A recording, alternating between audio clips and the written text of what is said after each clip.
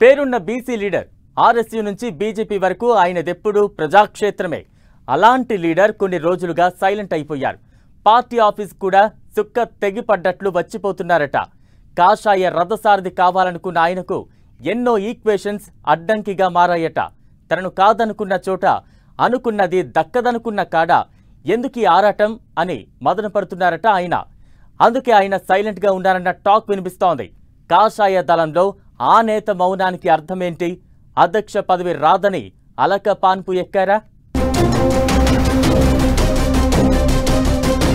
తెలంగాణ బీజేపీలో ఈటెల మౌనం వెనుక మతలబేంటి? అధ్యక్ష పదవి రాదని సైలెంట్ గా ఉండిపోతున్నారా? ఆయన రథసారథి కావడానికి వస్తున్న అడ్డంకులేంటి? ఈటెల రాజేందర్ 20 ఏళ్లుగా తెలంగాణ రాజకీయాల్లో తెలుగు స్టేట్స్ లో పరిచయం అక్కరలేని నేత.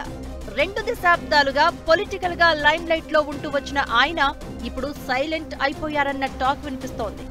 ప్రస్తుతం బీజేపీలో ఉన్న ఆయన ఆ పార్టీ రాష్ట్ర అధ్యక్ష బాధ్యతలు చేపట్టాలి అనుకుంటున్నారు. అందుకోసం కేంద్ర హోంశాఖ మంత్రి అమిత్ షాతో ఉన్న సాన్నిహిత్యంతో ప్రయత్నాలు కూడా చేశారు. ఈటెలకు రాష్ట్ర రథసారథి పగ్గాలు అప్పగించేందుకు బీజేపీ అధిష్టానం కూడా ఒకానొక టైంలో గ్రీన్ సిగ్నల్ ఇచ్చిందట. కిషన్ రెడ్డి స్థానంలో ఈటెల రాజేందర్ ను స్టేట్ ప్రెసిడెంట్ చేయడం ఖాయమన్న ప్రచారం కూడా అప్పట్లో జోరుగా సాగింది.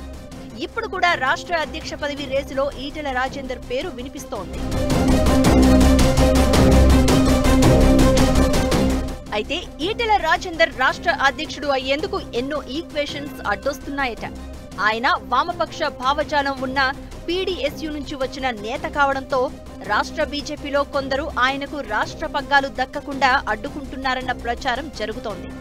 ఈటెలను స్టేట్ ప్రెసిడెంట్ చేస్తే తప్పుడు సంకేతాలు వెళ్తాయని, పార్టీ క్యాడర్ సహకరించే పరిస్థితి ఉండదని పలువురు బీజేపీ నేతలు అడ్డుపుల్లలు వేస్తున్నారట.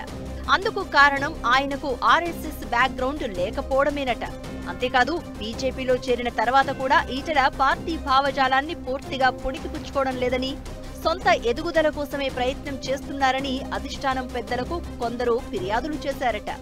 దీంతో భగవంతుడు కరుణించినా పూజారి వరం ఇవ్వడం లేదన్న పరిస్థితిని ఫేస్ చేస్తున్నారట ఈటెల.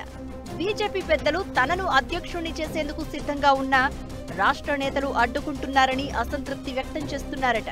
అందుకే కొన్ని రోజులుగా సైలెంట్ గా ఉంటున్నారట ఈటెల. పార్టీ ఆఫీస్ కు కూడా అంతంత మాత్రంగానే వస్తున్నారట.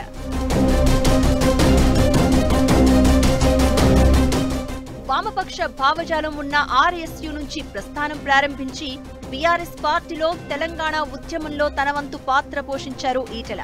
ఆ తర్వాత కేసీఆర్ తో గ్యాప్ వచ్చి కారు పార్టీని వీడారు. అప్పటి నుంచి ఆయన రాజకీయ ఎదుగుదల 1 అడుగు ముందుకు 2 అడుగులు వెనక్కి అన్నట్లుగా ఉందట. బీఆర్ఎస్ లో ఉన్నప్పుడు దక్కిన గౌరవం ఇప్పుడు బీజేపీలో దక్కుతున్న గౌరవానికి లెక్కేసుకుంటున్న ఈటెల అసంతృప్తితో ఉన్నారట. ఈ విషయాన్ని మీడియా ఇంటర్వ్యూల్లో ఆయనే పలుమార్లు ఇండైరెక్ట్ గా చెప్పారు. 2023లో జరిగిన అసెంబ్లీ ఎన్నికల్లో సొంత నియోజకవర్గం హుజూరాబాద్తో పాటు కేసీఆర్ ను ఓడిస్తానంటూ గజ్వెల్లో పోటీ చేశారు. 2 చోట్ల ఓడిపోయారు. లోక్సభ ఎన్నికల్లో మల్కాజ్గిరి బీజేపీ ఎంపీ అభ్యర్థిగా పోటీ చేసి గెలిచారు. ఆ తర్వాత తనకు అధ్యక్ష పదవి దక్కడం ఖాయమని భావించారు. ఇంటి పోరుతో ప్రెసిడెంట్ పదవి దక్కేలా లేదని, తగిన గౌరవం ఇవ్వడం లేదని అనుచరుల దగ్గర అసహనం వ్యక్తం చేస్తున్నారట ఈటెల. పైగా పార్టీలో బలమైన బీసీ లీడర్ గా ఉన్న తమ నేతకు చెక్ పెట్టేలా ఆర్ కృష్ణయ్యను రాజ్యసభకు ఎంపిక చేశారనే అభిప్రాయం ఈటెల అనుచరుల్లో వ్యక్తమవుతోందట. పార్టీ అధ్యక్ష పదవి కోసం ఓ రేంజ్ లో ట్రై చేసిన ఈటెల స్టేట్ బీజేపీ లీడర్ల సహకారం లేకపోవడంతో డైలమాలో పడిపోయారట. అయితే ఈటెల తన 20 మంది అనుచరులకు గత ఎన్నికల్లో టికెట్లు ఇప్పించుకున్నారని, వాళ్ళెవ్వరికీ డిపాజిట్లు కూడా రాలేదని పార్టీ పెద్దల దృష్టికి తీసుకెళ్లారట రాష్ట్ర నేతలు. అంతేకాదు ఈటెల అధ్యక్షుడైతే ఆయన అనుచరులకు ఆయన భావజాలం ఉన్న వ్యక్తులకే టికెట్లు ఇప్పించుకుంటారని, దాంతో పార్టీ సిద్ధాంతాలను నమ్ముకుని ఉన్న నేతలకు అన్యాయం జరుగుతుందని చెప్తున్నారట. ఈ పరిస్థితుల్లో అధ్యక్ష పదవి రాదేమోనన్న డైలమాలో పడిపోయారట ఈటెల. అందుకే గమ్మున ఆయన పని ఆయన చేసుకుంటున్నారట. బీఆర్ఎస్ కు కాంగ్రెస్ కు వ్యతిరేకంగా ఎంత పోరాడినా, పార్టీ పటిష్టత కోసం శ్రమిస్తున్నా ఫలితం లేదని అసంతృప్తి వ్యక్తం చేస్తున్నారట. ఈ నేపథ్యంలో ఈటెల రాజకీయ అడుగులు ఎటువైపు పడతాయనేది చర్చనీయాంశంగా మారింది.